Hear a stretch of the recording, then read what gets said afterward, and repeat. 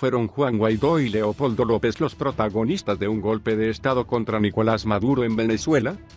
La respuesta para los políticos, periodistas y muchos ciudadanos equivale a resolver si lo que sucedió esta semana en el país fue un levantamiento legítimo o no.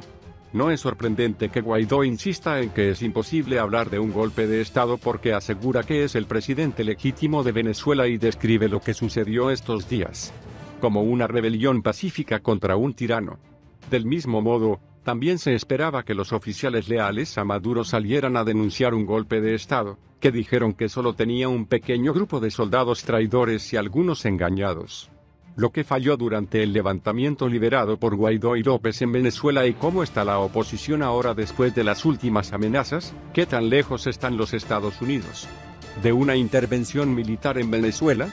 Pero para los académicos del golpe de Estado, sea o no independiente de la legitimidad, como muchos otros, Singh insiste en que el golpe de Estado es un concepto neutral y, por lo tanto, no duda en decir que el de Guaidó fue un intento de golpe. Tengo entendido que en América Latina, en particular, algo que se llama un golpe de Estado implica que no es legítimo, pero no estoy de acuerdo porque tengo que usar el concepto de forma coherente. Comenzando con lo básico, ¿a qué podemos llamar golpe? Como académico, utilizo una definición particular de un golpe de Estado muy simple. Para mí, este es un intento de cambiar el gobierno mediante el uso de la fuerza o amenaza de uso de la fuerza por parte de un grupo que debe incluir a un miembro de las fuerzas de seguridad del Estado. Y no importa si es legítimo o no. Pero el golpe es un concepto utilizado por los políticos y los medios de comunicación como una etiqueta para legitimar o no ciertas revueltas. Eso es parte del problema. He visto que en Venezuela muchos partidarios de Guaidó dicen que no es un golpe porque es el presidente legítimo del país, pero no es importante. La clave es que no controla el Estado de facto, Maduro lo controla. Y tratar de tomar el control del Estado para usar el ejército es un golpe. No estoy hablando de legitimidad, es una descripción neutral. Luego, en el caso de Guaidó en Venezuela, se habla de un golpe de Estado. Sí, creo que Guaidó fue un intento de golpe, una falla. Pero no juzgo si fue legítimo o si él es el presidente legítimo del país o si es Maduro. Estas son preguntas diferentes. Entonces debe haber golpes legítimos o democráticos.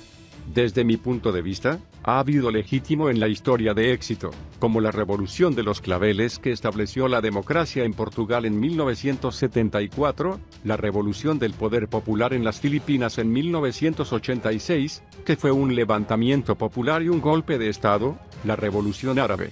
Primavera. Todos fueron afectados porque, finalmente, la gente de la calle se unió al ejército.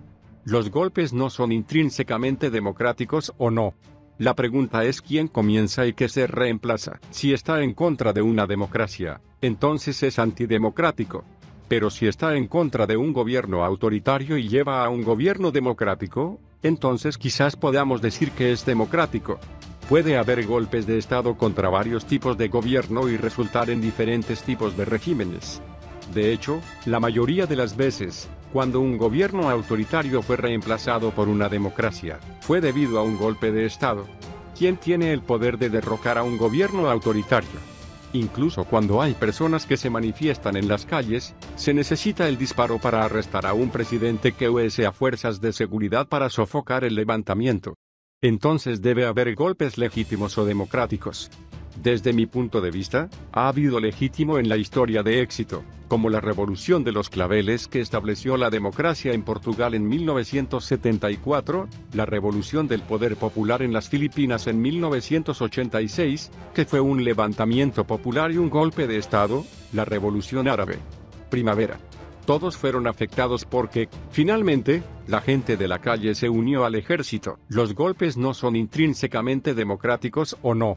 La pregunta es quién comienza y qué se reemplaza. Si está en contra de una democracia, entonces es antidemocrático. Pero si está en contra de un gobierno autoritario y lleva a un gobierno democrático, entonces quizás podamos decir que es democrático. Puede haber golpes de Estado contra varios tipos de gobierno y resultar en diferentes tipos de regímenes.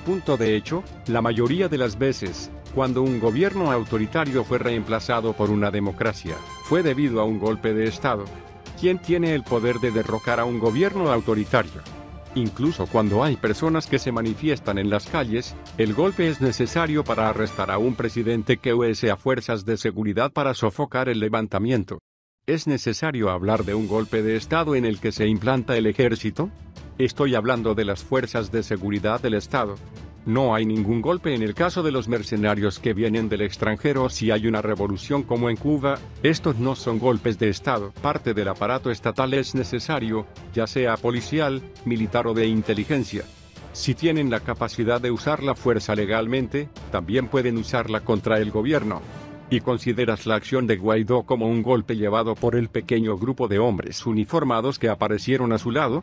Y también porque apeló al resto del ejército. Tenía a alguien a su lado y convocaba a los demás. Por lo que dijo, habló como si hubiera un golpe. Pero más allá de lo que dijo, Guaidó tenía a su lado un grupo relativamente pequeño de unas pocas docenas de miembros de la Guardia Nacional y tal vez agentes de inteligencia que custodiaban a Leopoldo López. Pero hay golpes que han triunfado con algunos hombres. En Ghana, en 1981, el hombre que presidió los siguientes 18 años tomó el poder con un grupo de 10 hombres. Las Fuerzas Armadas sumaron 10.000 en un país de 10 millones. ¿Debería haber violencia para hablar de golpe de Estado? Estoy hablando del uso de la fuerza o la amenaza del uso de la fuerza, porque no puede ser un simple desacuerdo constitucional, pero muchos tiros no fueron violentos. Tomemos el caso de Fujimori. El propio presidente de Perú ha participado en un golpe de Estado no violento.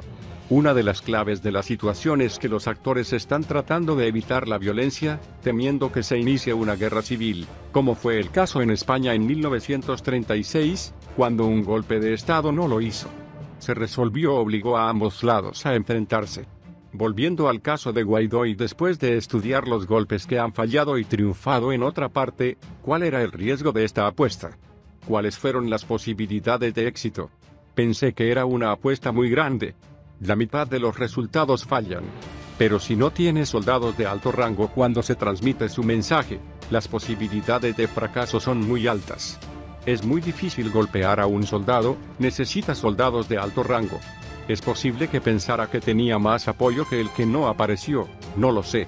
El hecho de que la Fuerza Armada venezolana tenga una gran cantidad de generales en comparación con otros puede convertirla en una especie de vacuna contra las conspiraciones. En otras palabras, se necesitan muchos para aceptar un golpe de Estado y es relativamente fácil que la información huya a las autoridades y las cancele. Al final, la pregunta es ¿quién tiene el poder real? Cuando hay 1000 generales, muchos no son importantes, pueden sentarse en una oficina de un ministerio y nadie presta atención. Lo importante es convencer a todos de que tienes mucho apoyo. Para eso, al enviar tu mensaje, pones generales con mucha influencia. Este mensaje inicial con el que se llevan los movimientos es la clave. Muchos, y que en este caso no fue muy efectivo. Tienes que transmitirlo en televisión, esto no puede ser con un tweet. No puede haber una declaración a menos que lo hagas de manera que la gente te vea. No podemos saber cuántos soldados sabían lo que estaba pasando. Y la puesta en escena también es importante. Además, a veces puede comunicarse mucho colocando a los personajes principales en una habitación. Los generales clave, los que mandan las unidades más importantes. Piense en Hugo Chávez en 1992, su disparo falló pero fue transmitido por televisión.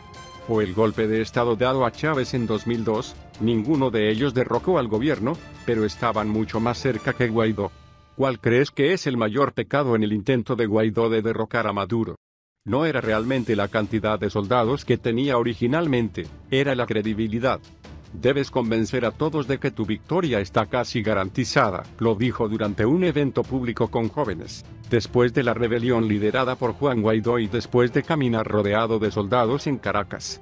En medio de las cuentas de conspiración y después del fracaso del intento de levantamiento, Nicolás Maduro dijo el jueves que sería cortado la cabeza a quien hay que cortar para que aprendan a respetar a nuestra gente. Hay mucha sordera entre muchos funcionarios que no quieren escuchar a la población. Hay mucha sordera, es una buena compañera, debemos admitir, tenemos muy buenas. También un oficial que está loco y le cortaremos la cabeza a cualquiera que tenga que cortarlo para que aprenda a respetar a nuestra gente, dijo Maduro. Como parte de un evento público con los jóvenes en Caracas, insistió en que el gobierno debe ser para el pueblo. Respecto a la rebelión que comenzó el martes, Maduro se mostró inflexible. Ni siquiera pueden eliminar las ametralladoras. No podrán tratar con las Fuerzas Armadas. Recuerden que con una mano resistimos y por el otro, estudiamos, producimos, gobernamos. Además de la ley del Día del Trabajo frente al Palacio de Miraflores, Maduro dijo que lo más importante que hacer, además de intentar cualquier intento de golpe de Estado y enfrentar sanciones contra el imperio gringo, debemos construir la nueva patria. Pedí un plan de rectificaciones necesarias. Hay cosas que hacemos mal y debemos cambiar. Además, Maduro dio detalles de su visita a las Fuerzas Armadas esta mañana y reanudó las palabras de Vladimir Padrino López, señalado por los Estados Unidos como uno de los militares con los que tuvieron reuniones. Hizo un discurso muy fuerte, con mucho corazón, denunció a los que llamó estos idiotas que se consideran identidades, dijo Maduro, refiriéndose a las palabras de Padrino López contra Juan Guaidó y Leopoldo López.